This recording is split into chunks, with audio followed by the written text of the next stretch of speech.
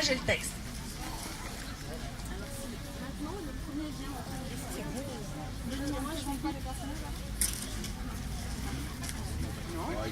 Alors oui, juste effectivement, les comédiens, donc nous avons un arbre qui est joué par Elodie, voilà l'arbre, en vert, une chèvre qui est jouée par Cyril. Et moi, je compterai le compte. Et moi, je fais la fleur, voilà. Cyril.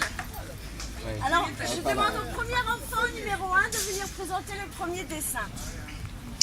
Un grand soleil jaune. Tu peux aller te promener le Il bouchon, faut Jean. de l'eau. Il faut de l'attention pour faire pousser une fleur. Pense à la chèvre qui broutait sur l'arganier.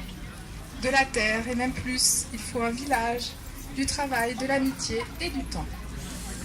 Elle regarda en bas. Des enfants jouaient à cache-cache autour de l'arbuste. C'est ce dont les enfants ont besoin aussi, pensa la chèvre. Sans cela, ils ne peuvent pas pousser, grandir, partir. De là-haut, les têtes des enfants ressemblaient à des fleurs en mouvement. Mais les fleurs ne bougent pas, pensa la chèvre. Voilà la différence. C'est ce que tu crois.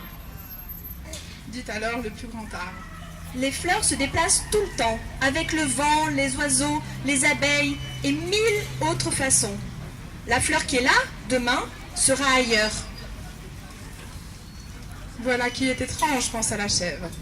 Mais l'arbre semblait si sûr de lui. Toi aussi, Continua l'arbre. tu participes à ce grand mouvement.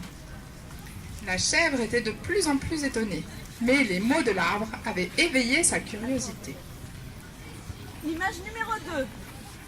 Mais toi,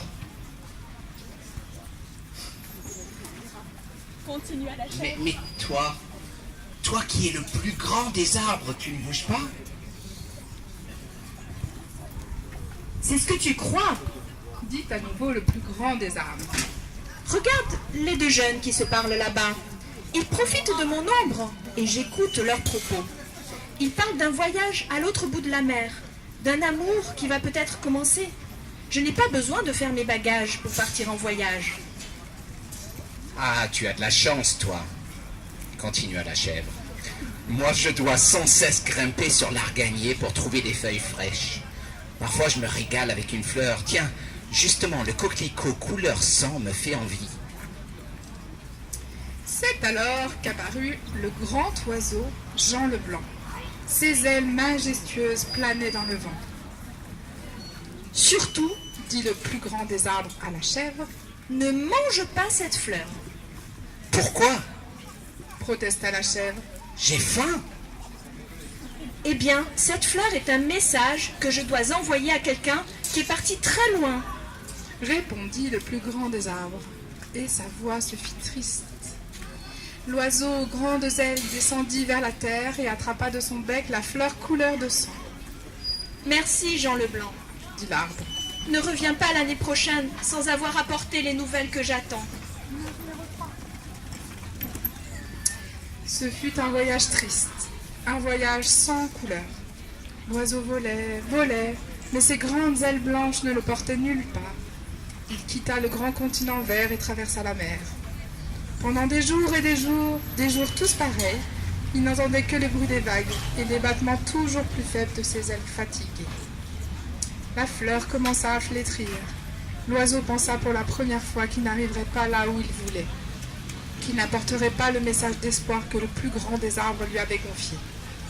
Il était sur le point de laisser tomber la fleur de son bec, quand celle-ci murmura. Je suis la fleur d'exil, celle qui ne meurt pas. Je reste à jamais inscrite dans la mémoire de ceux qui m'ont rencontrée. Je serai là malgré la faim et le froid, malgré la peur et la nostalgie, malgré la honte et le rejet, malgré les frontières et les prisons, malgré l'arrogance et l'indifférence. Continue ton voyage, ouvre tes ailes, mon oiseau. Les abeilles seront là pour récolter mon essence, me transporter ailleurs, protéger le message que je porte en moi. Je suis la fleur de l'espérance et toi tu es l'oiseau de la chance. Les femmes, les hommes et les enfants nous reconnaîtront quand nous serons là.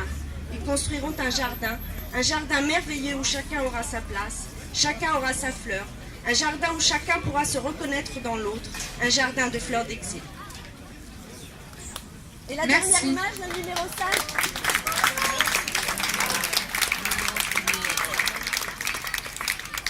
Je remercie tous les comédiens qui ont découvert